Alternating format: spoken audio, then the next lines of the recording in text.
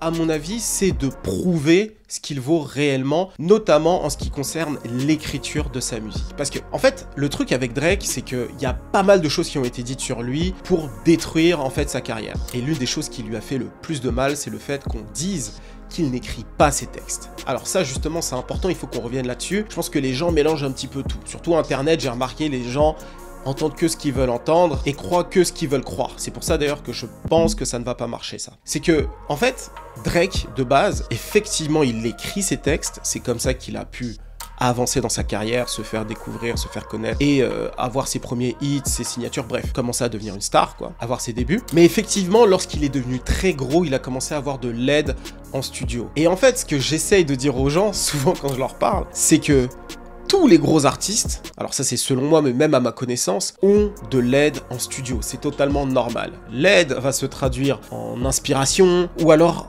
en texte, directement en texte. Et ça me choquerait absolument pas si demain on apprend que Baby Kim aide Kendrick Lamar en studio. Bon, Drake l'a dit dans un morceau, personne n'a essayé de creuser là-dessus. Moi, je pense que Baby Kim l'aide en studio. Et c'est même pas une attaque envers Kendrick Lamar, parce que Kendrick Lamar est un génie. Donc, qu'il ait un petit peu d'aide et qu'il ait une équipe autour de lui, c'est pas un problème. Kendrick Lamar, c'est une société, hein. C'est une marque, donc il a besoin aussi de temps en temps de se nourrir de choses différentes pour pouvoir grandir. Donc c'est pas un problème. Et en ce qui concerne Drake, il écrit ses textes et il a justement montré dans ses 100 gigas, donc on le voit en studio en train d'écrire Further Things, un très bon morceau qui était dans Nothing Was The Same. They don't understand what's still the same. I just been drinking on the low, mobbing on the low. Fucking on the low. On le voit enregistrer Trophies et tout ça sur son Blackberry, hein. Donc il a écrit sur son Blackberry et il a posé directement. On le voit en train d'enregistrer Versace, Over My Dead Bodies, Hotline Blings, etc. Donc clairement on le voit en studio en train de faire. En faisant ça, clairement, il veut montrer aux gens, vous dites que j'écris pas, là je suis en train de vous montrer clairement en vidéo que j'écris. Mais je pense que malgré tout, les gens vont croire que ce qu'ils ont envie de croire, comme les gens entendent que ce qu'ils veulent entendre. Moi par exemple, je vais vous donner mon exemple avec ce clash Drake-Kendrick Lamar. Moi ça me pose pas problème, hein, sur les réseaux quand vous dites Drake, Chris, blablabla, bref, tout le blabla qui est autour de moi. Mais ce qui m'embête en fait, c'est quand les gens entendent de travers. Je sais pas si ça se dit, mais quand les gens entendent que ce qu'ils veulent entendre. Par exemple, le fait que les gens disent que j'ai pas avoué que Drake ait perdu ce clash. J'ai fait une vidéo de 1h30 où j'explique exactement pourquoi je pense que Drake a perdu ce clash. Ça m'empêche pas de préférer Drake, mais j'arrive à vous expliquer dans une vidéo pourquoi, à mon avis, Drake a perdu ce clash. Donc, quand je vois sur les réseaux des gens qui me disent « Ah, Chris, t'arrives pas à avouer que Drake a perdu, alors, Chris ?» Je me dis, mais en fait, pourquoi les gens sont bêtes comme ça? Et en fait, c'est là où je me dis que quand tu vois ce genre de truc, en fait, les gens ont beaucoup de mal. Les gens, quand je dis les gens, une partie des gens, bien sûr, une minorité même, j'ai envie de dire, mais c'est des gens qui sont très bruyants. En fait, les gens n'écoutent pas. Les gens entendent que ce qu'ils veulent entendre. Et les gens veulent croire que ce qu'ils veulent croire. Donc, à mon avis, le fait qu'il ait posté ces moments-là, où il est en train d'enregistrer lui-même, et je suis sûr, si je creuse un petit peu, il y a peut-être des vidéos où il est en train d'aider des artistes à leur donner des idées en studio ou quoi, et ça va même pas être relevé, parce que les gens ont décidé que de toute façon, Drake n'écrivait pas ses textes, donc ça c'est... Voilà, bref, c'est triste, mais bon, c'est comme ça. Donc, ça c'est la deuxième raison, montrer qu'il est vraiment bon au studio, qu'il travaille réellement sur sa musique. Alors effectivement, c'est une pop star, mais c'est une pop star de fait, les gars.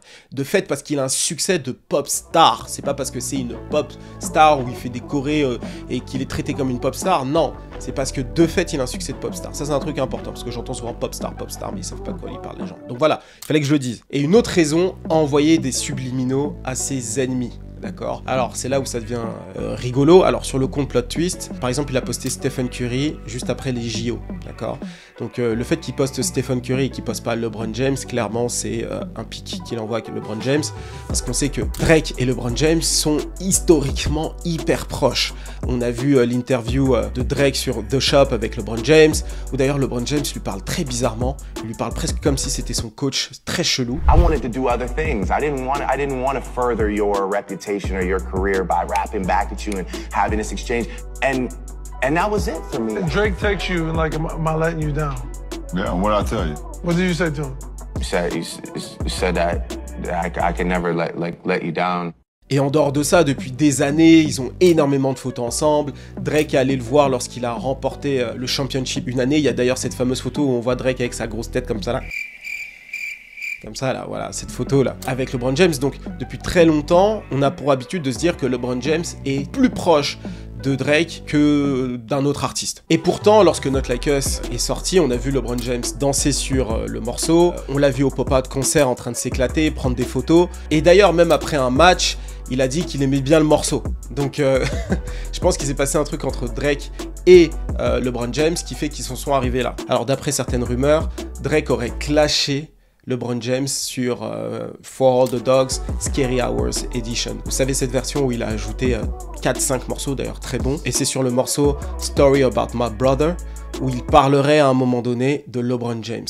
The city don't love you like that and they frying you up. I can't wait for the day that you choose to retire your stuff. Taking off the sneakers cause you tired of tying them up. En gros, tu n'es pas Kobe Bryant pour nous. Donc en gros, il ferait référence au fait que LeBron James joue maintenant aux Lakers, mais qu'il n'est pas Kobe Bryant, ok? Donc voilà, et il a dit tout un tas d'autres choses, vous avez pu l'entendre dans l'extrait. Donc voilà, donc apparemment, dans cette période-là, les deux ont connu un fallout, comme on dit. Et donc depuis, entre eux, ça ne va pas du tout. Donc c'est pour ça que LeBron James a clairement choisi le camp de Kendrick Lamar. Et donc le fait qu'il ait choisi de poster Stephen Curry comme ça en story pour le féliciter de sa victoire en finale des JO, d'ailleurs grosse victoire, c'est une manière de dire ouais, l'autre là je te calcule pas. Donc voilà. Et aussi parmi les autres 10 qu'il a envoyés, les autres pics, il y a notamment avec The Weeknd. Ok. Et avec The Weeknd, il a posté une vidéo où on le voit en train de checker toute son équipe, d'accord? Je vous montre la vidéo. Good to see you. You too, man. Yes, sir. How are you? So far. Yeah. You have fun? Of course, bro. I'm gonna try to work it. Okay, what's up? What's up, man? Yes, yes, yes. Glad you came, man. What's up? But like, it was so funny because like I think like Virgil or like Don had their arm around me, and then when he said stop the music, I just felt the arm like leave, you know, like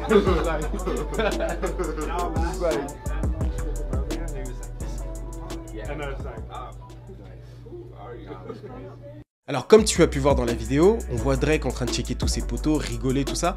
D'ailleurs très drôle, hein. C'est le personnage de Drake qui me met un peu mal à l'aise, on va y revenir d'ailleurs. C'est le Drake version geek, enfin je sais pas, je vais dire geek, on va utiliser ce terme. Mais bref, on le voit, il check tout le monde sauf The Weeknd, il rigole avec eux, et dès qu'il a bien fini de rigoler avec eux, d'ailleurs tu peux voir hein, dans la vidéo The Weeknd, il a l'air mal à l'aise de ouf, c'est ensuite que Drake vient le voir pour le checker.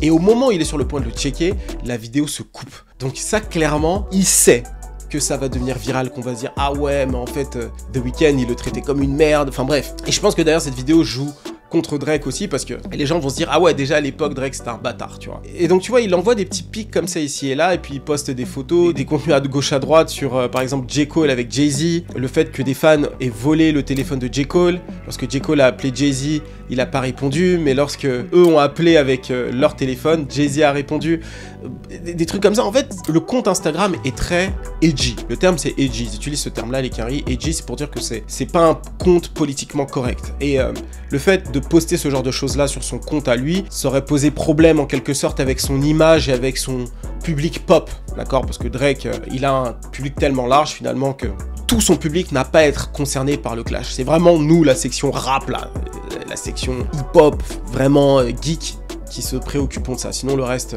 il s'en fout. Et le fait de poster tout ça sur son compte perso, ça aurait un petit peu entaché l'image de mec clean.